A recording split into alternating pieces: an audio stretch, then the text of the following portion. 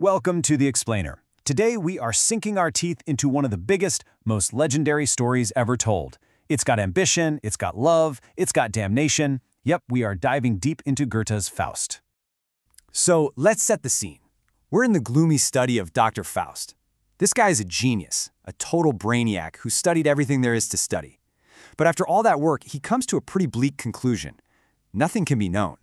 He's basically having the world's worst case of academic burnout.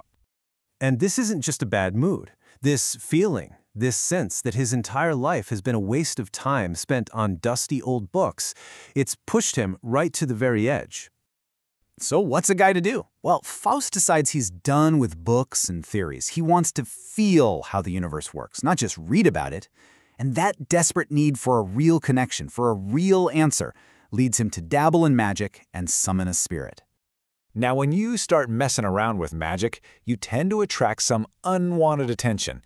And in this case, it's the attention of a much more powerful and cunning creature, the demon Mephistopheles, who shows up with an offer that's pretty hard to refuse.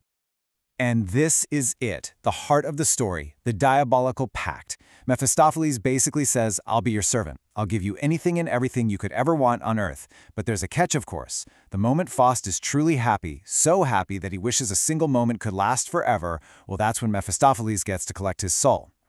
And these are Faust's own words. This is the fine print of the contract. If he ever finds a moment so perfect, so fair, that he wants it to delay, it's game over. But Faust, he's so arrogant. He's so sure that perfect happiness is impossible that he just scoffs and says, sure, deal. Okay, so the pact is sealed, the journey begins. And what's the very first thing Faust wants? Infinite power? The secrets of the cosmos? Nope. He wants something way more human. He wants love. And he sets his eyes on this sweet, innocent, deeply religious young woman named Margaret, or Gretchen as she's often called. Mephistopheles, being the ultimate wingman from hell, gets right to it. He drops a chest of incredible jewels in Margaret's room to catch her eye. But, plot twist, Margaret's mom is super suspicious and immediately donates the whole treasure to the local church. So round one fails.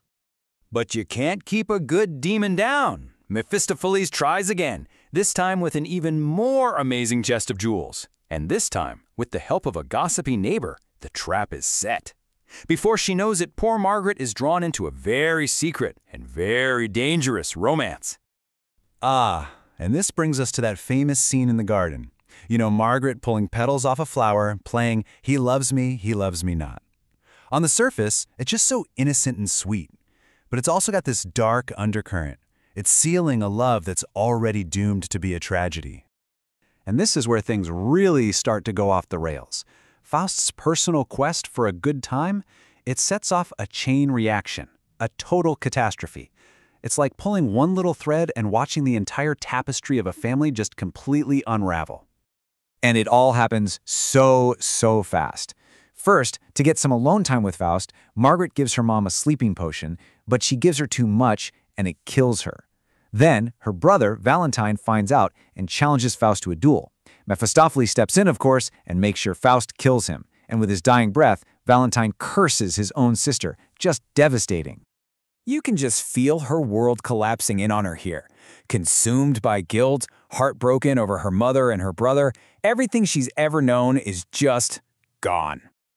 And just when you think things can't possibly get any worse, they do. She's tormented, pregnant, an outcast, and in a moment of pure madness and grief, she does the unthinkable. She drowns her own baby. And that act seals her fate, at least in the eyes of the world. From this point, the whole story just barrels toward its heartbreaking conclusion. And it all ends in the darkest place you can imagine, a prison cell. So, Faust, who's been off being distracted by otherworldly pleasures, finally finds out what's happened to Margaret. The guilt hits him like a ton of bricks, and he rushes to the prison to save her. But the woman he finds, she's not the same person. She's broken, haunted by the ghosts of her dead family. He begs her to come with him, promising her everything, but she can't. Her mind might be fractured, but she's clear on one thing. Their love is now stained with blood and sin. She just lists the facts. It's absolutely chilling. She knows the ruin he's caused. And in this moment, she makes an incredibly powerful choice. She rejects Faust. She rejects the escape that his deal with the devil offers her. Instead, she decides to face her punishment, to put her faith and her soul in God's hands. So as Mephistopheles is dragging Faust away, he shouts out, "She is judged!" thinking he's won. But then, a voice from heaven calls down, "Is saved!" And you're left with this incredible paradox. She's condemned by the laws of man, but because of her repentance, she's been redeemed by a higher power. And Faust, he gets dragged off, still stuck in his deal, and now he's got to live forever with the consequences of what he's done.